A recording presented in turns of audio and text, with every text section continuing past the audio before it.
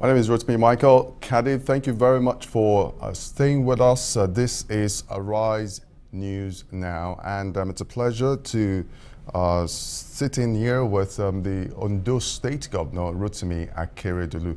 Thank you very much for being on Arise News Now. First of all, heading to this weekend's Congress, the APC Congress, that's your party. Many critics say that there are contending issues that are still, very much in the fray. But the party is going ahead to impose candidates. What's your view on that? Well, that would be very wrong. I mean, the party will not in any way impose any candidate in matters of this nature. It is so clear. Whether we like it or not, in participatory democracy, there are bound to be contentions. Right? There's nowhere you have a democracy that you don't have contention. That's why in every other, at every other convention all over the world, there must be contention. There are so many tendencies. Everybody wants to see who wins or does not win, who is in position or is not in position. So such matters are not matters that are strange to democracy. That is the essence of democracy itself anyway. But some of your members are frowning against the position of the party or perhaps the presidency, because it does appear that the president has already, favor, so to speak, a candidate who is contesting for the chairmanship in the person of former governor of Edo State, Adams Oshiomhole. You see, when you use like that, it's better for us to investigate and see what is happening. There are still a number of contestants for the position of the chairman of the party. So everybody has his own preference. I have my preference, others have their preferences. But don't you think the preference of Mr. President can influence the outcome of the results? So you see, when you talk about the preference of Mr. President, this is what you read in the papers, right?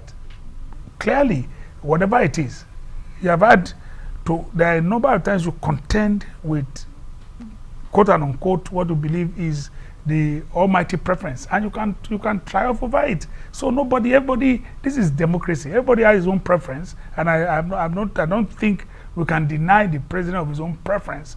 But there is no way. What you have to look at is that the president today has not been campaigning for a particular candidate, right? So I don't see any problem in that. I believe that if people want to contest, they run. But at the end of the day, we know that we try as much as possible to avoid contention at conventions. It's the best option for all of us. All right. And anyway, let me say this. Our own constitution allows for consensus.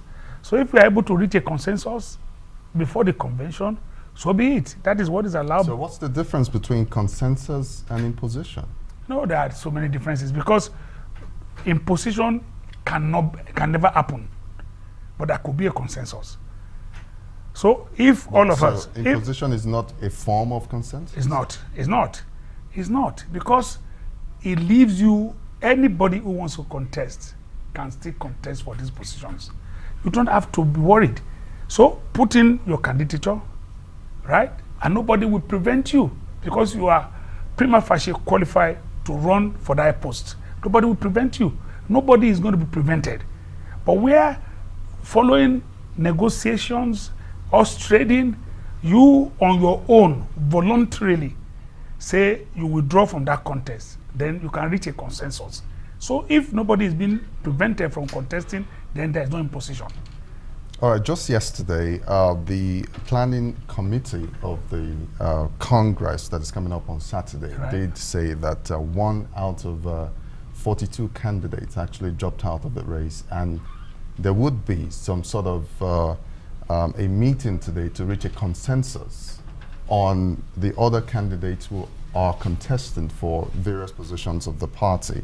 I want to bring you back to what we discussed earlier. Yeah, when you talk about reaching consensus, some of your party members, I want to, under guise of anonymity this time, are saying that reaching consensus has actually denied them of their own rights to contest for that particular office or perhaps various offices in your party? That would not be right. Seriously, Rotimi, let me be very clear to you. I've made this point. I mean, there's no need to run away from it. The point we're making is very simple.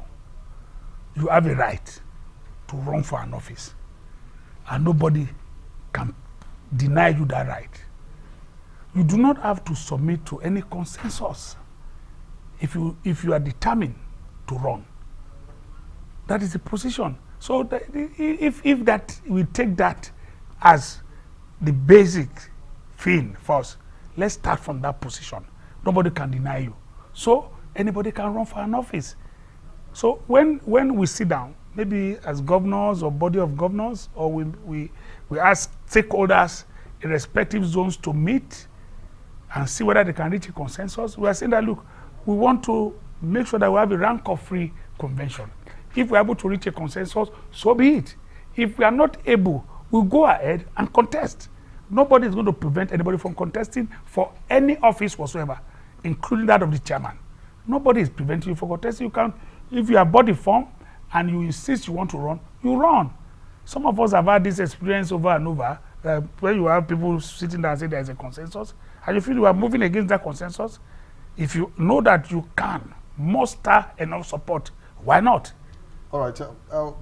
There's been a lot of rumor about this so-called unity list. Perhaps maybe during the course of trying to reach a consensus, you're going to have, names of candidates that you prefer going into this election. Is there anything like unity list? Well, I mean, the people use that term, for obvious reasons, to see and make it look as if a group of people are trying to gather support for a specific people. No, I don't know about unity list, speaking truthfully. But I know that, look, if I sit down tomorrow with the governor or the governors from South, we have just one from Southeast, governors from Northwest, North Central, and we trade and say, okay, I will support this your candidate, and you support this my candidate, we can bring up a joint list and say, look, this is what we have agreed. So there's going to be a list? I've not said there will be a list. What I'm saying is that if at the end of the day, we sit down and negotiate, you see, this is a national convention. I need vote, for instance, from North Central. I need vote for my candidate from Northeast. I need from South. I can sit down with the governor and say, look, this is my candidate. Do you have any candidate for this position? Yes, I have for this position, I have for this position, right? And we say, okay, the candidates we have for these positions, I will give my support. I will ask my own delegates to give support to your candidate. Let your candidate support mine. There is bound to be exchange of names. Now look, this is the name from Southwest we are going to support. This is the name from North Central that you support. That's what I think will happen. But if you now call that unity list, so be it. There's nothing wrong in it. All right. Moving forward, a litmus test for APC is next, obviously, in your neighboring state, Ekiti State. The Vice President was there about 48 hours ago with some other delegates, or let's say, a lot of governors, 12 a lot of governors, and I think you were there as well. Do you think your party have what it takes to actually unseat the current structure, which of course is the PDP in Ekiti State, considering who is there right now, Governor Ayo Fayose? Ayo Fayose is well known to people like us. I mean, like someone like me, I know him very well. He's a friend. I mean, he's a brother. We probably all, both of us grew up together in Ibadan, and we all know ourselves. You see, what is clear to us is that the election prior to now that brought Ayo Fayose into office, some of us contend that, look, there were a lot of things that happened. Right? We have put that behind us. The court has affirmed his victory. We've put that behind us. But the factors that played during that time can never be this time. You saw all the clips of what the military did, what the police did to influence that election. It will not happen this time. And because of that, we are certain that, look, when people go out in Ekiti to vote and their votes are counted, APC will trump. There's no doubt about it that we will win this forthcoming election. It is clear. The people are tired. The people know where their bread will be buttered. And our contention is so clear to our people in Ekiti. Look, we cannot be the only sore thumb. We cannot be the only leprous thumb, leprous finger in the whole hand. It's not possible. You're referring to Southwest? Southwest, not only Southwest, part of North Central. Where you talk about Lagos, we're talking today about Ogun. We talk about Oyo, we talk about Osun, we talk about Ondo, we talk about Kogi, we talk about Kwara, we talk about Edo. Those are all the states that are all there. Let's use the word Western Nigeria.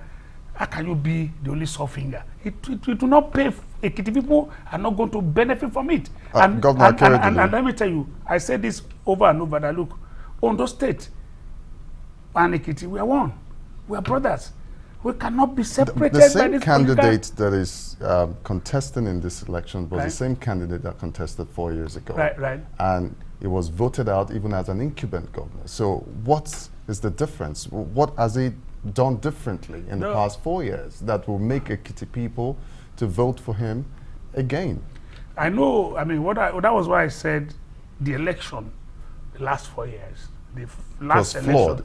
Is that what you're saying? That's what I'm saying. It was, for me as a person, I was involved in the petitions. So I knew it was flawed. But that I'm saying, I want to, like the masquerade, as we know, when a masquerade wears a dress, it throws it to the back. Let us throw that and forget it. But even the opposition, PDP, are accusing your party of trying to use the federal might, to actually unseat the present PDP governor, or perhaps the next election. You want to influence. You want to use all the necessary apparatus in your custody. Let us look at so many elections before now.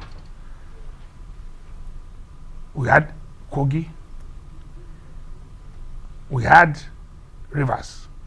We have had so many elections. We have had even in Osun. We have had election even lately in Oyo. Yes, by elections here and there. Why haven't we used federal might? And PDP had won that of Oyo. PDP won in Osun. Today, Governor Wike is in office.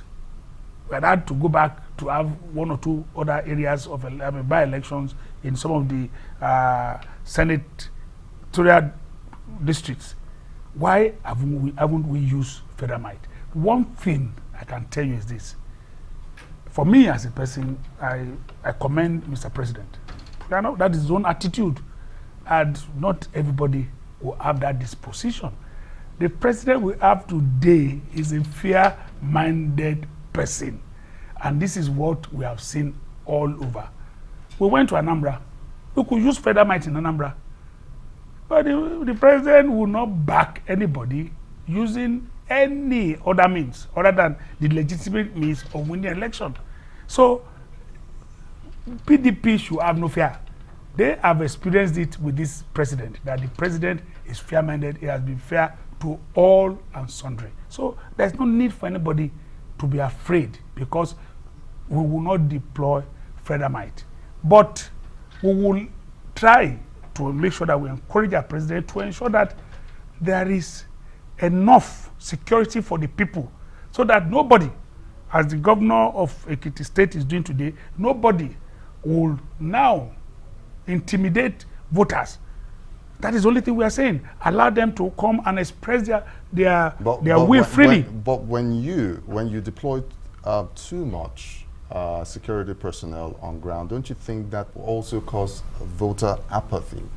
People will be afraid to come out to vote as a result of heavy security at polling stations, at strategic locations in the state. The securities we have always had in elections that have been supervised largely by the present government, by President Muhammadu Buhari-led government, have not deployed large security to scare people. It was only in Jonathan's time, when the former president, you knew how many people they took to Ekiti. I was there. You knew how many people they even took to Osun. I was there. So I knew that, look, there was total intimidation in Ekiti. I was deployed to go and meet Governor Amechi between the border of Ondo and Ekiti when he was prevented from coming in. The Oshiomole, Comrade Oshiomole in Edo was to fly down to Ekiti. His plane was grounded. That was a serving governor. Those are things they will do in their own time, but we will not do it in our own time. We will not ground anybody's plane. They have been going to Ekiti today. We will not intimidate anybody. The president will not. He's not that of a person. Those of us who are today in politics, few of us agree with him. And now people believe that, no, this is not how you play politics. Some of us contend that this is how to play politics. Let him be fair to everybody. And he's been fair to everybody. And I don't see anything wrong in what he's doing. All right, Governor AKEREDOLU, we go on a short break now. When we return, we're going to discuss other issues regarding the APC and the upcoming convention this weekend. Do stay with us. Thank you.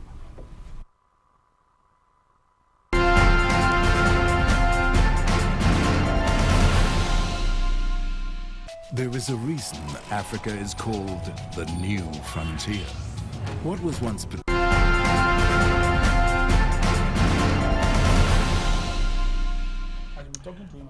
And of course, you're still watching Nigeria 2019 right here on Arise Television with me, Rotimi Michael-Kade. And I'm still with the Ondo State Governor, Rotimi AKEREDOLU. Thank you very much for staying by. So now, coming back to some of the things we were talking about much earlier. Before now, the congresses that was held some months ago, the APC congresses, was marred with a lot of controversies, and even up till now, some of those issues have not been tackled, adequately. Moving into this convention on Saturday, do you think all those, issues would be, treated, with a lot of given attention, so that it won't cause a lot of perhaps maybe uproar coming into this convention? Well, thank you, Rotimi. Let me start and explain to you what our Constitution provides. The Constitution provides for congresses at both the local government and the state level. Are you with me? All those congresses, the Constitution also provides for an appeal committee. The national body sent people to manage all these congresses and followed up with the appeal committees. Virtually most of the issues you are raising have gone to the appeal committee, and where necessary, they have been resolved. So for the unresolved issues, what I'm saying is this: when you say some are unresolved, right? I believe that most of the issues have been resolved. There are very few people who still contend that they do not agree with the appeal committee decision. You are entitled to do that, but that probably will now go. It has gone to the National Working Committee of the party. The National Working Committee has also taken a decision, so that it is those who qualify by that final decision, because they are the final arbiter. They are like the Supreme Court. Those issues, to me, they have been resolved. But where you still want to make some contention, maybe after these conventions, the party can still set up what we call reconciliatory committees to see how they can resolve few of the issues. But I believe that by and large, largely most of the issues in contention have been resolved. That is I understand. That's why we are going ahead with this convention. So that's why you see... You're quite confident. Very confident. Because that's why you see when the chairman said at the swearing of the chairman of the various states, there are about 2-3 states that are left. that, okay, they were still sworn in, and the chairman, as approved by the National Work Committee, was sworn in, but that they should go ahead, right? Probably don't swear in their own officers and co on look to us to resolve this issue. There are about 2-3 states. We have 36 states. It won't, because if we have done anything successfully in 30 states, you should commend the party.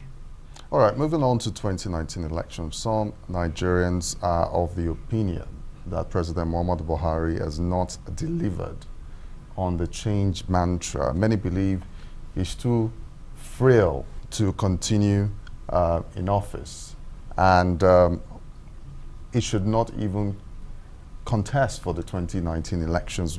Why should Nigerians give a second chance to Mr. President in 2019? Thank you. Let me start from frailty. I have, on a couple of occasions, I've been probably privileged to be with him. I was with him for the New York. I was with him also to a couple of places, and I've attended meetings with him. There are a number of times I, as young as I am, although I'm an old man, I'm not too young though, as young as I'm younger than him in age, I cannot keep up with his pace. Yes, I admit the fact that he was ill. But what has surprised most of us is his presence agility. The change is even stronger than now than when he was not, before he took ill. So for me, I don't believe he's frail. I mean, he has the energy, and some of us have to walk, even walking with him. Maybe because he has a longer stride, I don't know, because, you know, with his height, he moves faster than most of us. There's nothing we can do about that. So I don't believe he's frail. I believe he has good health. But when it comes to achievement, I can tell you. But how will you explain his frequent visits to doctors in London and perhaps Germany recently? No, he has only, the one I know was to have a checkup in London. You need to follow up on your medical when it comes to where you are treated, right? If you talk about frequent checkups, my doctor in Nigeria comes to me every morning to check my BP. It's a checkup.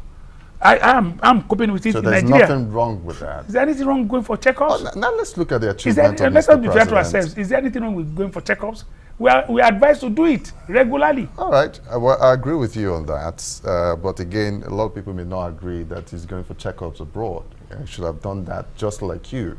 But let's talk about the president's achievements. Achievements. That is where you were going. I was going to go to that before your other question. You see, there is no way you want to write the history of this country that will not give a pride of place to President Buhari in the last 4 years. You see, his government met a rot. This country was going, we were in a quagmire. Let us use that word. We were in a, not only economic quagmire, political quagmire, we were in security quagmire, we were in a quagmire. And somebody came in the 4 years, was able to get us off a few of these, security-wise. We had a large part of states in this country by the time he came in that were in control of Boko Haram. Is Boko Haram holding on to any of our territory today? But how will you explain the recent farmers-herders clashes that has, since January up till this time that we speak, you see, there are over 1,000 people that have been killed as a result of that. That's one other part of security the president perhaps is not doing well. Let me say this. It's rather unfortunate. Everybody, we must have pity on the lives that have been lost.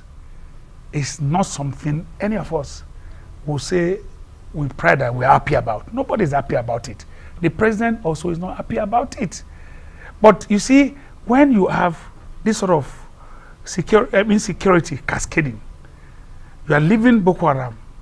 Some issue on herdsmen come up, we have always had herdsmen everywhere. It was never like this. But there's a dimension to it that a number of us believe that we must look into it critically, and that could it be political? I'm not giving a firm answer. Yes, to it. I'm not saying firmly that I know it is, but could it be political? It could be. It's plausible. Why I'm saying this is this: that why do herdsmen now come up and raiding here and there? Why is it being escalated when it's near election period? Mr. Governor, before I let you go, I want you to also talk about your state, just in a minute, what you've been able to achieve since you assumed office. Well, since I assumed office, we've tried to do a lot in the state. We believe that, look, most of our schools were totally dilapidated. And we felt that, look, particularly in primary schools, we cannot continue this way. We do have some few mega schools. Not everybody can go there. So we have gone all out to carry out repairs and schools in thousands, and it's there for everybody to see. We are going out to make sure that, look, all our schools, particularly the primary schools, we work on them.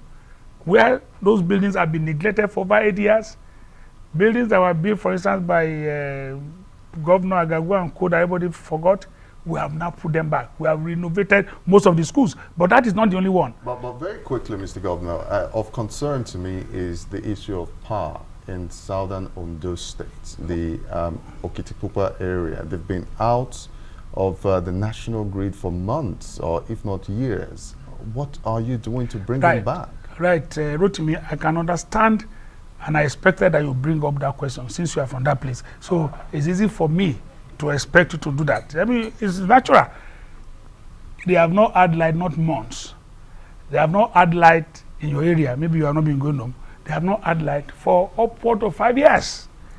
Yeah, so the last 4 years, beyond last 4 years of the last regime, some contender in some areas not even 8 years. Immediately we came in, we have engaged BEDC. We have our own plant. It's going to go up a lot of money. We are even in Ore. The Ore plant now will come upstream very soon. We have engaged the federal government to make sure that we have another big plant there, right?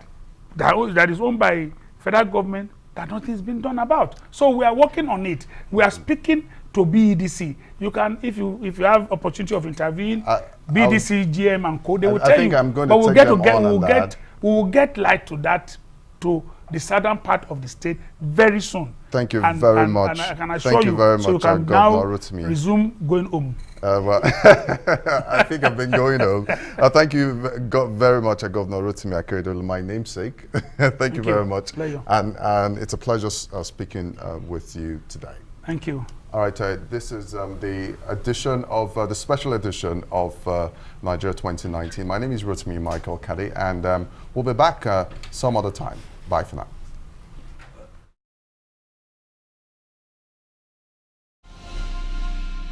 There is a reason Africa is called the new frontier. What was once potential is now an opportunity ready to be seized. Once revered for our resources, today's wealth lies in our people who build the cities that shape the future. People who know an